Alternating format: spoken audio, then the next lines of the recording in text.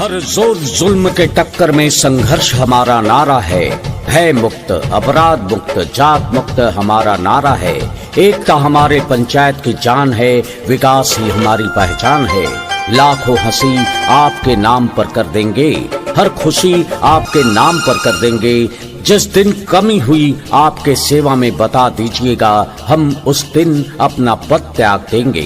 जाति धर्म का भेद नहीं, मानवता धर्म हमारा है। गेहूं के बाली छाप जिंदाबाद जिंदाबाद जिंदाबाद, बबलू रोशन जिंदाबाद जिंदाबाद जिंदाबाद, गेहूं के बाली छाप जिंदाबाद जिंदाबाद जिंदाबाद, हरिहरपुर खेड़ी के जनता मालिक जिंदाबाद जिंदाबाद जिंदाबाद, आरती कुमारी देवी जिंदाबाद जिंदाबाद जिंदाबाद, गेहूं के बाली छाप जिंदाबाद जिंदाबाद जिंदाबाद, वार्ड नंबर 7 के सम्मानित जनता मालिक जिंदाबाद जिंदाबाद जिंदाबाद, गेहूं के बाली छाप जिंदाबाद जिंदाबाद जिंदाबाद, पंचायत पुरुषोत्तमपुर अनु के जनता मालिक जिंदाबाद जिंदाबाद जिंदाबाद, बबलू रोशन जिंदाबाद जिंदाबाद जिंदाबाद, आरती कुमारी देवी जिंदाबाद जिंदाबाद जिंदाबाद, गेहूं के बाली छाप जिंदाबाद जिंदाबाद जिंदाबाद, गेहूं के बाली छाप जिंदाबाद जिंदाबाद जिंदाबाद। सुन चाचा चाची मोर बात जन भूलई ह, सुन चाचा चाची, सुन भैया भौजी मोर बात जन भूलई ह, सुन भैया भौजी मोर बात जन भूलई ह। इनके वार्ड बनई ह भारी मत से जीतई ह, जन भूलई ह हो जीतई ह हो। गेहूं के बाली छापर बटन दबई है, अपने ही आरती कुमारी के जीतई है। इनके विजयी दिलई है भारी ओट से जीतई है, जन भूलई है हो जीतई है हो। गेहूं के बाली छापर बटन दबई है, सुन चाचा चाची। पंचायत पुरुषोत्तमपुर अनु, ग्राम हरिहरपुर खेड़ी, वार्ड नंबर 7 से वार्ड सदस्य के महिला उम्मीदवार, कर्मठ, ईमानदार, शिक्षित, व्यवहारिक, विकासशील आरती कुमारी देवी। आरती कुमारी देवी पति रोशन कुमार चौधरी उर्फ बबलू चौधरी, जिनका चुनाव चिन्ह है गेहूं के बाली छाप। गेहूं के बाली छाप जो ईवीएम मशीन के क्रमांक 1 पर अंकित है। सबसे ऊपर गेहूं के बाली छाप पर आप तमाम सम्मानित जनता मालिकों को बटन दबाना है और अपने ही चहेते उम्मीदवार आरती कुमारी देवी पति रोशन कुमार चौधरी उर्फ बबलू चौधरी को वार्ड सदस्य बनाना है। तो आइए मेरे साथियों, युवाओं, नौजवान, किसान, मजदूर, माताएं, बहनों, हम सब मिलकर एक एक वोट देकर अपने ही लोकप्रिय उम्मीदवार रोशन बबलू के धर्म पत्नी आरती कुमारी देवी के चुनाव चिन्ह गेहूं के बाली छाप पर बटन दबाते हैं और हरिहरपुर खेड़ी से इन्हें वार्ड सदस्य बनाते हैं। इनकी जीत आप तमाम वार्ड वासियों की जीत होगी, युवाओं की जीत होगी, किसान मजदूरों की जीत होगी। तो आइए हम और आप सब मिलकर यह संकल्प ले कि आरती देवी के चुनाव चिन्ह गेहूं के बाली छाप पर ही अपना बटन दबाएंगे और वार्ड नंबर 7 हरिहरपुर खेड़ी से इन्हीं को वार्ड सदस्य बनाएंगे। याद रखिएगा मेरे प्यारे साथियों, जनता मालिकों, गेहूं के बाली छाप ईवीएम मशीन के क्रमांक 1 पर अंकित है। 1 नंबर पे हम सबको बटन दबाना है। गाँव हरिहरपुर खेड़ी से बहानी वार्ड सदस्य पद पे ठाड़ हो। रोशन बबलू आरती कुमारी देवी सबसे बढ़िया उम्मीदवार हो।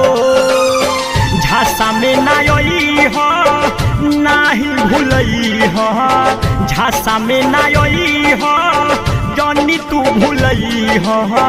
गेहूं के बाली बानी सहान हो, सबा का से ऊपरा में बटन दबाई है अपने ही रोशन बबलू के जीतई है इनके वार्ड बनई है भारी मत से जीतई है जन भूलई है हो जीतई है हो गेहुआ के बाली छापर बटन दबाई है सुन चाचा चाची। अरे बात तो सही कहता रहे राजा। अरे अपने आरती कुमारी देवी पति रोशन बबलू अरे बड़ा निमन व्यवहारिक आदमी बानी। अरे अब की बार हरिहरपुर खेड़ी के सब जनता मालिक तय कर पारन कि अपने ही आरती कुमारी देवी के वार्ड सदस्य बनावे के बाद तो इनकर चुनाव चिन्ह गेहूं के बाली छाप पर बटन दबावे के बाद सब लोग के एक नंबर पर बा गेहूं के बाली बुझाला। अरे ए चाचा अरे ते का कहब हो।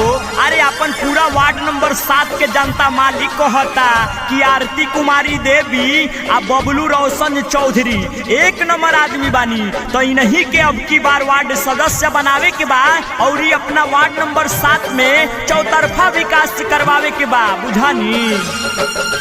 दुखियन के दुख भागी मिट्टी पर आसानी जब आरती कुमारी जीत जई हे हो हरियर पूरा खेड़ी 7 में विकास के गंगा बहई हे हो कर भरोसा मिली न धोखा कर भरोसा मिली न धोखा गेहूं के बाल बानी सहान हो सब लोग मिला जुला एकाता देखई है अपने बबलू रोशन के जीतई है सबे वटन दबई है भारी ओटा से जीतई है जन भूलई है हो जीतई है हो गेहुआ के बाली छापर बटन दबाई है सुन चाचा चाची। याद रखिएगा मेरे प्यारे साथियों नौजवान किसान मजदूर माताएं बहनों हम सबों का चुनाव चिन्ह गेहूं के बाली छाप जो ईवीएम मशीन के क्रमांक 1 पर अंकित है सुपर से भी ऊपर गेहूं के बाली छाप पर हम सबों को बटन दबाना है और अपने ही लोकप्रिय चहेते उम्मीदवार आरती कुमारी देवी पति रोशन कुमार चौधरी उर्फ बबलू चौधरी को वार्ड नंबर 7 हरिहरपुर खेड़ी से वार्ड सदस्य बनाना है। तो आइए हम और आप सब मिलकर ना जात पे ना पात पे वोट डाले तो सिर्फ और सिर्फ विकास पे। किसी के लालच लोभ में नहीं आना है किसी के बहकावे में नहीं आना है किसी के झांसे में नहीं आना है 1-2 दिन दारू मुर्गा नहीं खाना है। अगर 5 साल के लिए विकास चाहिए तो आइए हम और आप सब मिलकर गेहूं के बाली छाप पर अपना बटन दबाएं और अपने ही बबलू रोशन को वार्ड नंबर 7 से वार्ड सदस्य बनाएं। इनकी जीत आप तमाम सम्मानित जनता मालिकों की जीत होगी नौजवान युवाओं की जीत होगी किसान मजदूरों की जीत होगी। वार्ड के पूरा हो सपनावा जब आरती कुमारी जीत जई हे हो हरियर पूरा खेड़ी वार्ड नंबर 7 में चौतरफा विकास करवई हे हो सगरो विकास हुई वार्ड खास होई सगरो विकास होई वार्ड नंबर 7 होई कर लोग सोची के विचार हो क्रम संख्या 1 पर बटन दबई है अपने बबलू रोशन के जीतई है इनके वार्ड बनई है भारी ओटा से जीतई है जन भूलई है हो जीतई है हो गेहुआ के बाली छापर बटन दबाई है सुन चाचा चाची। हाथों में गीता रखूंगी दिल में कुरान रखूंगी मेल बढ़ाए जो आपस में वही धर्म और ईमान रखूंगी। गेहूं के बाली छाप जिंदाबाद जिंदाबाद जिंदाबाद। बबलू रोशन जिंदाबाद जिंदाबाद जिंदाबाद। गेहूं के बाली छाप जिंदाबाद जिंदाबाद जिंदाबाद। हरिहरपुर खेड़ी के जनता मालिक जिंदाबाद जिंदाबाद जिंदाबाद। आरती कुमारी देवी जिंदाबाद जिंदाबाद जिंदाबाद। गेहूं के बाली छाप जिंदाबाद जिंदाबाद जिंदाबाद। वार्ड नंबर 7 के सम्मानित जनता मालिक जिंदाबाद जिंदाबाद जिंदाबाद। गेहूं के बाली छाप जिंदाबाद जिंदाबाद जिंदाबाद। पंचायत पुरुषोत्तमपुर अनु के जनता मालिक जिंदाबाद जिंदाबाद जिंदाबाद। बबलू रोशन जिंदाबाद जिंदाबाद जिंदाबाद। आरती कुमारी देवी जिंदाबाद जिंदाबाद जिंदाबाद। गेहूं के बाली छाप जिंदाबाद जिंदाबाद जिंदाबाद। गेहूं के बाली छाप जिंदाबाद जिंदाबाद जिंदाबाद। बबलू रोशन जिंदाबाद जिंदाबाद जिंदाबाद। गेहूं के बाली छाप जिंदाबाद जिंदाबाद जिंदाबाद। हरिहरपुर खेड़ी के जनता मालिक जिंदाबाद जिंदाबाद जिंदाबाद। Recording by Kohinoor music studio, Bakhri बाजार।